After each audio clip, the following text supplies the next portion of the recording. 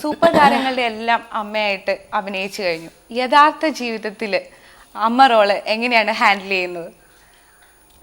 എങ്ങനെയാണ് ഹാൻഡിൽ ചെയ്യുന്നതെന്ന് ചോദിച്ചാൽ അത് അതായത് എപ്പോഴും ബിസിയാണ് അമ്മ. മൊബൈൽ യഥാർത്ഥ ജീവിതത്തിൽ ശരിക്കും പറഞ്ഞാൽ നല്ല അമ്മയാകാൻ പറ്റിയിട്ടില്ല എന്ന് വേണം പറയാൻ. കാരണം എൻ്റെ മോള് കുട്ടിയായിരിക്കുമ്പോൾ ഞാൻ ശരിക്കും പറഞ്ഞാൽ 20ാമത്തെ വയസ്സിലാണ് എൻ്റെ ഫസ്റ്റ് പടം കുടുംബിനി എന്ന് പറയുന്നത്. ആ സിനിമ അഭിനയിക്കുമ്പോൾ വലിയ താല്പര്യമൊന്നും ഇല്ലായിരുന്നു സിനിമയോട്. പിന്നെ പടം നന്നായിട്ട് ഓടി എനിക്ക് നല്ല പേരൊക്കെ വന്നപ്പോൾ പിന്നെ കുറച്ച് മനസ്സൊക്കെ മാറി. അങ്ങനെയാണ് സിനിമയിലേക്ക് വരുന്നത്. പിന്നെ മോളൊക്കെ ജനിച്ച ശേഷം മോളെ 6 മാസമായപ്പോൾ മുതൽ മോളെ തനിച്ച് ഇട്ടിട്ടാണ് പോകേണ്ടി വന്നത്. ആ ഒരവസ്ഥയൊക്കെ വല്ലാത്തതായിരുന്നു. എനിക്ക് ഇപ്പോഴും പറഞ്ഞാൽ എനിക്ക് കരച്ചിൽ വരും. വലിയ വിഷമമുള്ള കാര്യം. പിന്നെ വേറെ എന്തൊക്കെയാണ് വിശേഷം? ഈ തവണ ഓണത്തിന് വേറെ മോളിപ്പോ വന്നിട്ട് പോയതേ ഉള്ളൂ. ഇപ്പൊ മോൾ എവിടെയാണ്? മോൾ അമേരിക്കയിലാണ്. അപ്പൊ അങ്ങോട്ട് പോകുന്നുണ്ടോ? ഇല്ല, ഇപ്പൊ പോവില്ല.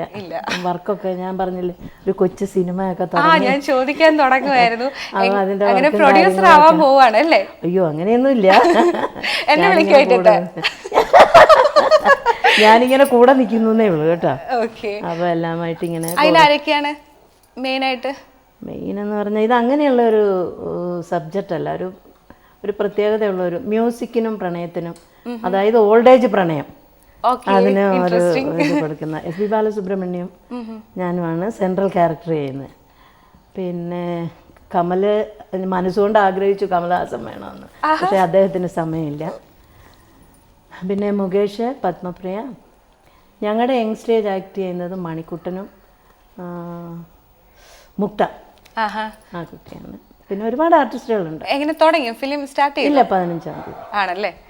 അപ്പൊ എന്താ പറയാ, അമ്മയുടെ വക ഒരു ഫിലിം ഇൻഡസ്ട്രിക്ക്, മലയാള ഫിലിം ഇൻഡസ്ട്രിക്ക് ഒരു അതിന്റെ പിന്നിൽ ഉണ്ടായിരുന്നിട്ടുണ്ട്. സിനിമയൊക്കെ പ്രൊഡ്യൂസ് ചെയ്യുന്നതിന്റെ പിന്നിലൊക്കെ നിന്നിട്ടുണ്ട് ഞാൻ. പക്ഷെ ഇപ്പൊ മുന്നിലേക്ക് വന്നു എന്ന് മാത്രം. വളരെ നല്ലൊരു കാര്യം. എന്തായാലും all the best for that film. പിന്നെ അമ്മയുടെ വേറെ വിശേഷങ്ങൾ, അതായത് ഓണത്തിന് ഇപ്പൊ വീട്ടില് ഗസ്റ്റുകളൊക്കെ വരുന്നുണ്ടോ?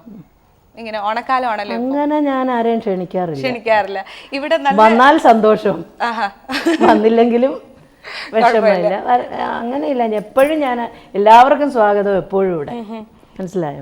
ഈ വീട് ശരിക്കും പറഞ്ഞാൽ നല്ല നല്ല ഒരു സുഖമുണ്ട് ഈ വീട്ടിൽ കേറുമ്പോ തന്നെ. അതായത് പുഴയുടെ തീരത്താണ് വീട്.